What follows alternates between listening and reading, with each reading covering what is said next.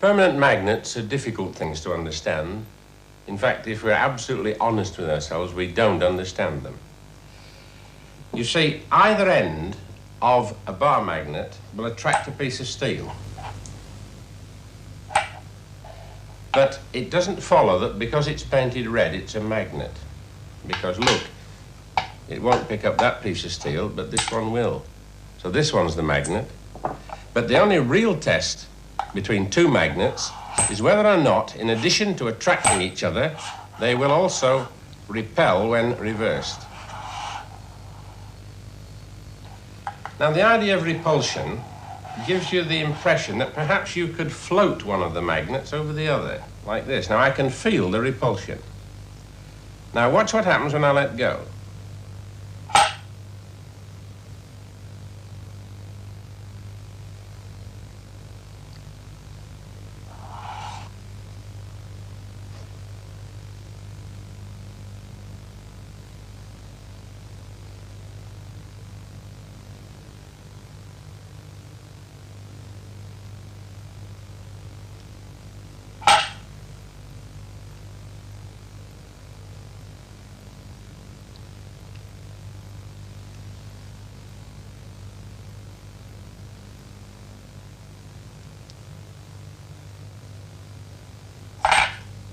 You see, it won't stay there. You get the repulsive force, but we say it's not stable.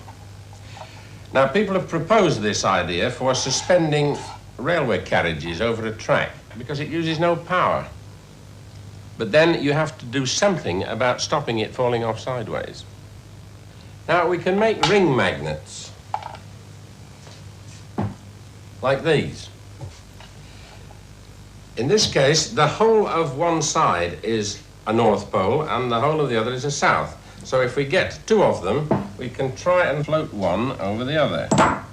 And again, you see, you get the lift, but we can't get the stability unless we put in a glass tube. And you get floating. Oh, isn't that just marvelous? People have suggested you could use this for floating railway carriages, but you see, the clearance there perhaps isn't big enough. So what we'd really like to have is some more magnets to make it stronger. That's going in roughly the right direction. Now we're getting a lot of clearance. But of course, these magnets would be on the track and this would be the vehicle. So this is going to be very expensive. You want hundreds of miles of this. So what we'd really like to do would be to put a single magnet on the track and have more magnets on the vehicle. 2 magnets, 3 magnets. The gap, instead of getting bigger now, is getting smaller. So this is a situation which gets worse as it gets bigger. So it is no good for railway vehicles. Now there's another kind of magnet which doesn't involve the use of rings or anything like that. Instead, a coil of wire. We're going to take an iron bar and push it through the center of the coil and then pass an electric current through the coil. Thank you, Barry. This meter will tell you how much current is passing. You'd connect that one, Barry. I'll connect this, or you connect the switch, all right.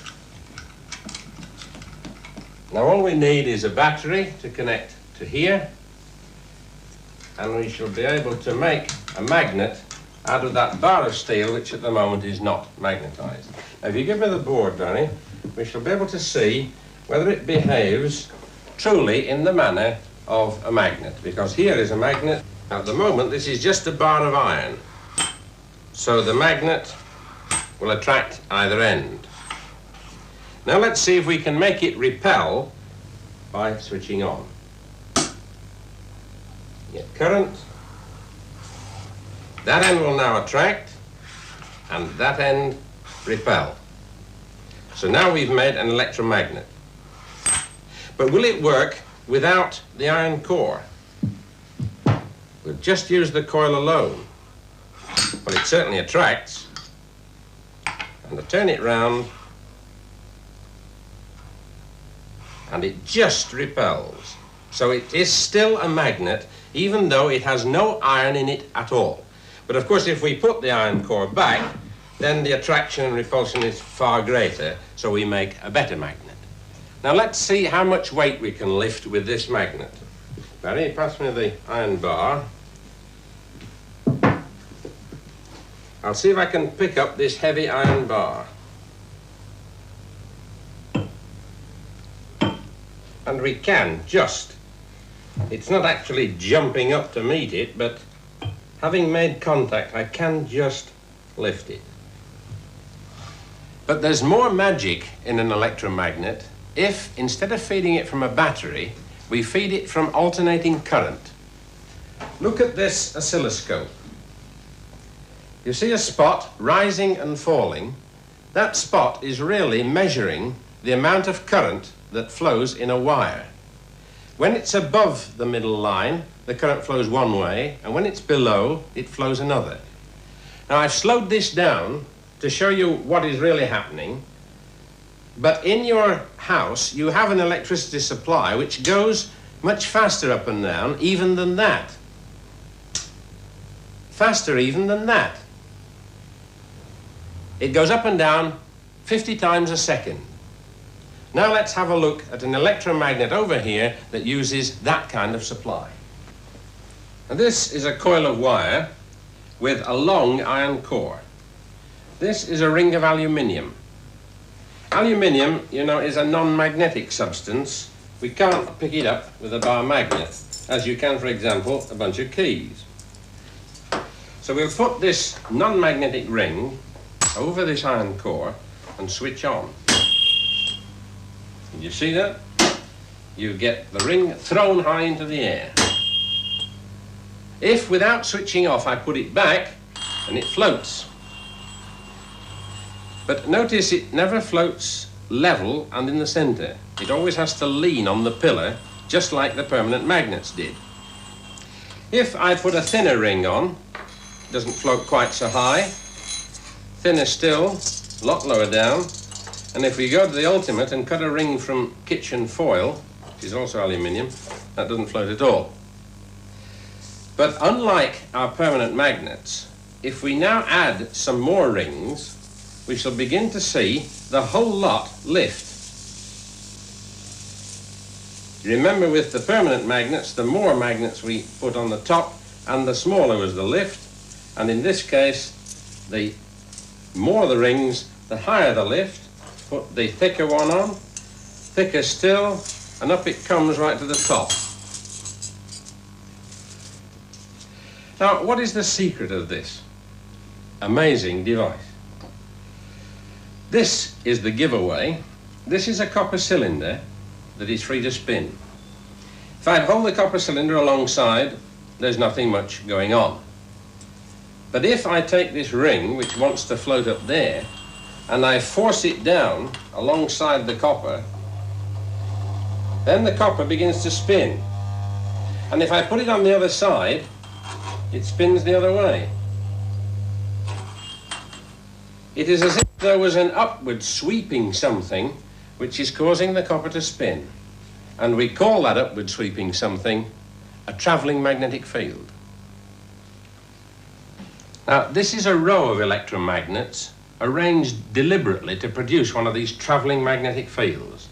So when I switch it on, put our copper cylinder over it, and there you see the same effect, as if something was sweeping underneath it. When we put a bit of aluminium on, it does push it along, but not very fast. Let's try a bigger piece. That's better. Bigger still. Better still. You see, the bigger you go, and the better it gets. This, of course, we call a linear motor. Now, suppose we increase the current. Would you mind increasing the current, Barry? And we can now hold a sheet of aluminium which is not only trying to be pushed along, but it's also lifting above the surface. It's much more like what you would expect if you threw a piece of wood into a flowing river. It would float and move along. So this then is the beginnings of a magnetic river. But it hasn't got any banks, because if I take my thumb away from here, it'll fall off the side. If I take it too far towards you, it'll fall off the other side. But if only we could stabilize it, then we should have something that looked exactly like a river. Now, how does all this work? Could I have the row of rods, please, Ray? This is a mechanical model of what you've just seen. Instead of a row of coils, we've got a row of rods. We're going to feed them with alternating current so that each one can rise and fall. And when we turn the whole thing, we get the impression of something travelling along. But I want you to notice that nothing actually travels along, because each rod only moves up and down. The thing that makes it real is when we put something into one of the troughs of the wave. Then something real travels along. Can make it go the other way. If you watch an individual rod, such as this one, you'll see that it's only going up and down. There is no horizontal movement at all. Only the ball is a real thing moving side to side. It's exactly the same with this magnetic river. I can switch it on and there is nothing above there, nothing moving horizontally until I put in the aluminium, and it's like putting the ball into the rods. So this is our first step towards a magnetic river. This is a single coil and a plain sheet of aluminium. So it will behave rather like our jumping ring. Switch on and it goes. Try and put it back. It floats. It has a really good try at floating, but it doesn't make it. But if we place it not in the middle of the coil, say it like that, then it doesn't jump straight up. If I put it to this side, if I put it towards me, and so on. Let us use this spinning cylinder again to see what's going on. Switch on, put the cylinder in the center, nothing happens. Introduce the plate, and it spins. Introduce the plate from the other side, spins the other way. Notice which way. It's trying to throw the plate out. So to try to do this is like trying to balance a pencil on its point. You just won't succeed. But this idea of producing travelling fields, like this, has given us an idea. If we could only produce inward travelling fields without the plate there, then we might have a chance of holding the plate in the middle. So let's try and do that. Instead of a single coil, I'm going to use two coils, one inside the other. This is a coil, and this is a coil, and these three rings are steel rings. They're to help to strengthen the magnetic field. Now we've found that we can produce this inward travelling field if we make the current in this coil go that way around at the same time as the current in this one is going the other way around. So when we put both coils on together, we can perhaps detect with the copper cylinder a very slight tendency to produce inward travelling fields. That is the bottom of the cylinder moving towards the centre.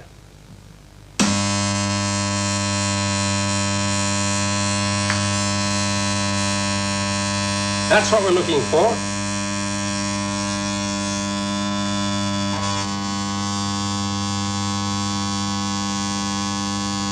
The magnetic field takes no notice of pieces of wood or cardboard or paper, so I can pass a piece of wood underneath without affecting the floating disc in any way.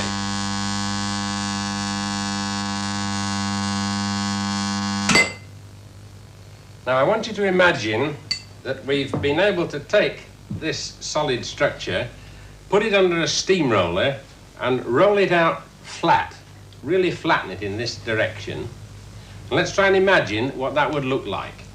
Well, here's our aluminium plate, and we'll switch it on. Now there is our aluminium suspended, but not yet movable. I can push it by hand. It's as if we had a magnetic river without any flow. It's quite stable, but it needs something to push it. So just to demonstrate that, I'm going to put a little air screw on it, and when I switch this on, you get your propulsion.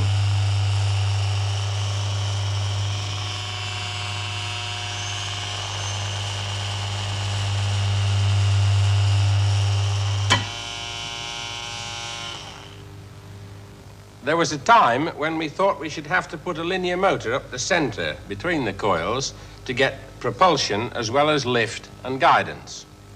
But a few months later, we discovered that all that was necessary was to break up these two coils into a set of smaller coils, and we could get the lift, propulsion, and guidance from one and the same set of coils. Now, here is one row of coils and the other one at the other side. But this time, the coils have been divided up into groups so that we can produce a traveling field as well as give lift and guidance. The thing we're going to propel in the magnetic river is this sheet of aluminium, and we've stuck some tape onto it so that you can see it more easily because it goes rather quickly. So, Barry, if you'll take this, please, and put it on the end and switch on, we'll have a demonstration.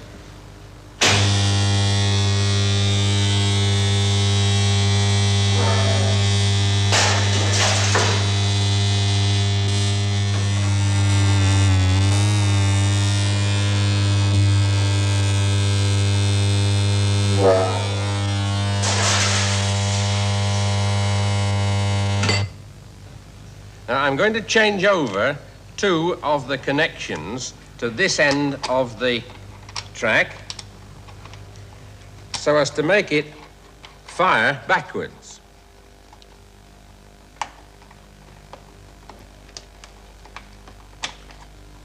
Now let's see what happens to our aluminium plate. Switch on, Ray.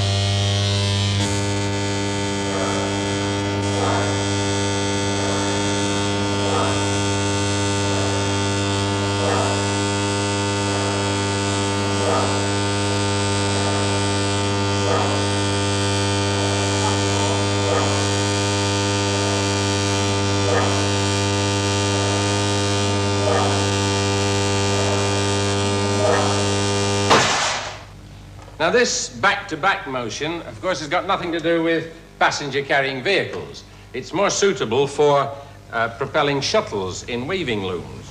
So I'm going to change back the connections because I'd like to show you the train.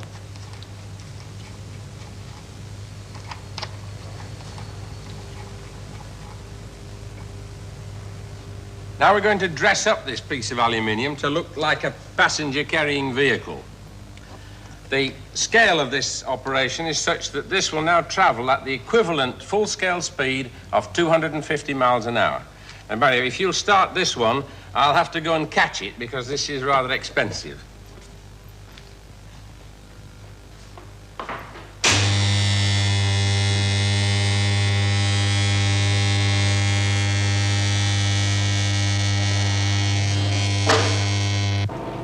Now, it's possible that we shall see this kind of vehicle carrying passengers.